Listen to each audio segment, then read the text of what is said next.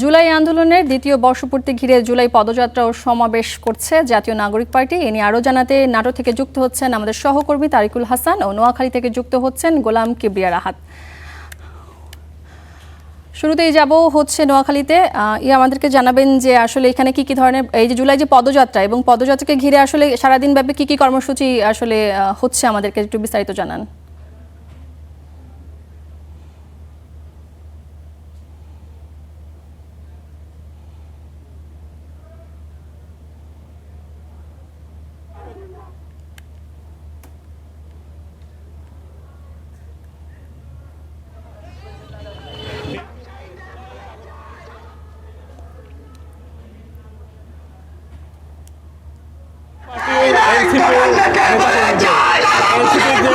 শীর্ষ নেতা সার্জিস আলম তিনি কিন্তু নাটোরের মধ্যে উপস্থিত হয়েছেন। এছাড়া কেন্দ্রীয় নেতৃবৃন্দ কিন্তু নাটোরে এসেছেন। আপনারা দেখতে পাচ্ছেন সেই জুলাই পদযাত্রার ছবি, যেটা কিন্তু নাটোরের উত্তরা সুপার মার্কেট থেকে এই মুহূর্তে শুরু হয়েছে।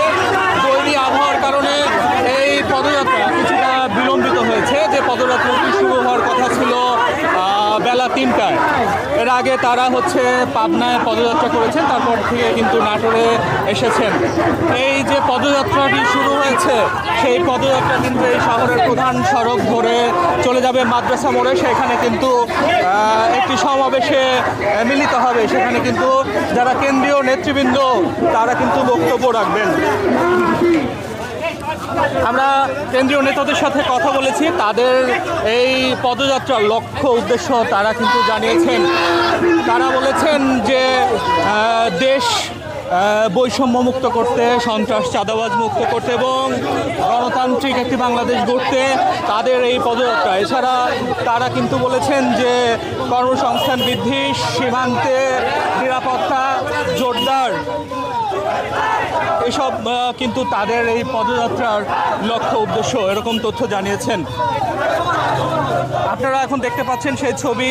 তারা কিন্তু মুহুর্মুহুর স্লোগানে সামনের দিকে এগিয়ে যাচ্ছেন। তারা কিন্তু বৈষম্য নিরসনে, গণতান্ত্রিক বাংলাদেশ গড়তে বিভিন্ন স্লোগান দিচ্ছেন এই নাটোরের রাজপথে। সহ অন্যান্য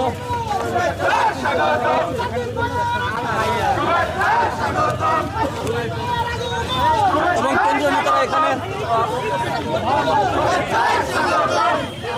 আমরা একটু যদি কথা বলতে চাই সার্জিস সাহেবের সাথে, যে আমরা টেলিভিশনে লাইভে আসছি, যে আপনাদের এই পদযাত্রার লক্ষ্য উদ্দেশ্যটা যদি একটু বলতেন। আমরা মানুষের যে জনভোগান্তি যেগুলো, সেই বিষয়গুলো তুলে ধরার জন্য, তাদের সমস্যাগুলো তাদের থেকে শোনার জন্য পদযাত্রা এসেছি।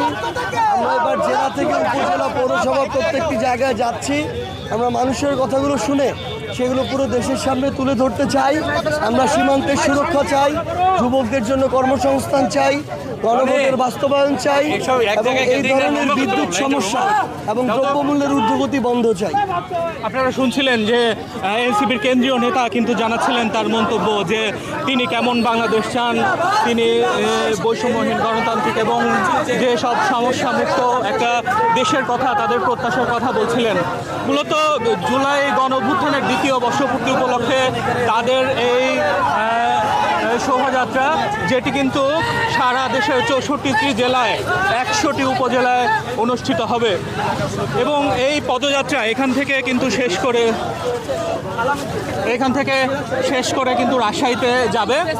আপনারা দেখছিলেন যে নাটোরে যে জুলাই পদযাত্রা, এখানে তারা জানাচ্ছিলেন যে দুর্নীতিমুক্ত, গণতান্ত্রিক, বৈষম্যহীন একটি বাংলাদেশ গড়ার প্রত্যয়ে তারা নাটোরের পাশাপাশি অন্য জেলাতেও যাবেন। তো নাটোরের মাদ্রাসা মোড় এলাকা থেকে জুলাই পদযাত্রার এই ছিল এখন পর্যন্ত আমার কাছে সবশেষ খবর। তারিকুল হাসান, আপনাকে ধন্যবাদ। দর্শক, আমরা জানছিলাম আসলে জুলাই আন্দোলনের যে পদযাত্রা এবং সারাদিনের কর্মসূচি নিয়ে নাটক থেকে যুক্ত ছিলেন আমাদের সহকর্মী। এখন আমরা চলে যাব নোয়াখালীতে চলে যাব। সেখানে রয়েছেন আমাদের সহকর্মী গোলাম কিবরিয়া রাহাত আমাদেরকে জানাবেন যে জুলাই মাস, যেহেতু এটা জুলাই আন্দোলনের সময় যে সারাদিন ব্যাপী যে কর্মসূচি আছে এবং পদযাত্রায় তারা আসলে কি বলছেন, এটা আমাদেরকে একটু জানাবেন।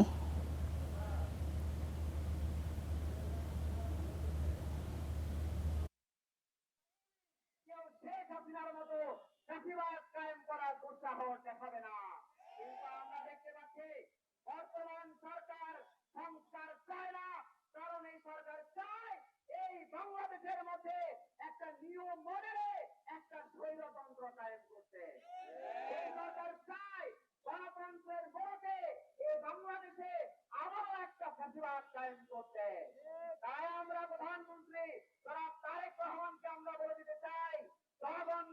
জানেন যে এনসিপির যে পদযাত্রা, সেই পদযাত্রা কিছুক্ষণ আগে বিকাল 4টায় শুরু হয়েছে। সেই পদযাত্রা 5টি দাবি সহ বিভিন্ন ইস্যু নিয়ে তারা এই পদযাত্রা করছে।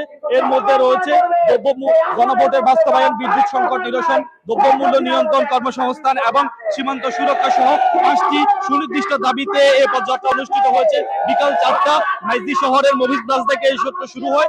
এরপরে সুতরাং থানা শেষে মাইজদি সুপার মার্কেটে এসে শেষ হয়। এখানে চলছে পদযাত্রা। এখানে কেন্দ্রীয় নেতৃবৃন্দ বক্তব্য রাখছেন। এখানে উপস্থিত আছেন কুমিল্লা 4 দেবিদ্বার আসনের সংসদ সদস্য, এনসিপি দক্ষিণাঞ্চলের মুখ্য সংগঠক হাসনাত আব্দুল্লাহ, নোয়াখালী 6 আসনের সংসদ সদস্য ও দলের সিনিয়র যুগ্ম সম্পাদক মোহাম্মদ আব্দুল হান্নান মাসুদ, জাতীয় নাগরিক পার্টির যুগ্ম আহ্বায়ক আলী হাসান জোনায়েদ এবং কেন্দ্রীয় যুগ্ম সচিব নিজামুদ্দিন সহ বিভিন্ন নেতৃবৃন্দ এখানে বক্তব্য রাখছেন।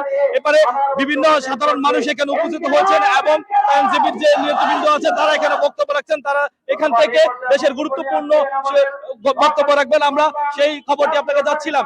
এই ছিল নোয়াখালী জেলা শহর থেকে এনসিপির পদযাত্রা আমার কাছে সর্বশেষ অবস্থা।